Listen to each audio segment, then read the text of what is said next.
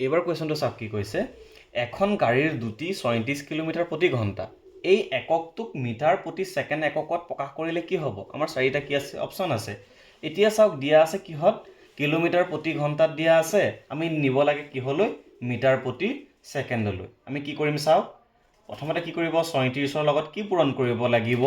kilometre প্ৰতি ঘণ্টাৰ পৰা মিটাৰ প্ৰতি ছেকেণ্ডলৈ নিবলৈ হ'লে মনত ৰাখক আপোনালোকে কি পূৰণ কৰিব লাগিব 18 ভাগৰ 5 পূৰণ কৰিব লাগিব মানে যেটো দিয়া আছে ৩৬ কিলোমিটাৰ প্ৰতি ঘণ্টা এই 36 টো লৈ আহক লৈ পেলে ইয়াৰ লগত কি পূৰণ কৰিব লাগিব 5/18 বা 18 ভাগৰ 5 পূৰণ কৰি দিয়ক আপুনি তাৰ পিছত এটো কিহলৈ গুছি যাব গো এককটো মিটাৰ প্ৰতি ছেকেণ্ডলৈ গুছি যাব নিশ্চয় বুজি পাইছে 18 37 18 দুগুণ 37 হ'ব 2 5 গুণ কিমান হ'ব 10 মিটাৰ প্ৰতি কি হ'ব ছেকেণ্ড হ'ব গতিকে আমাৰ যেটো শুদ্ধ অপচন হ'ব আমাৰ বি অপচনটো কি হ'ব কাৰেক্ট হ'ব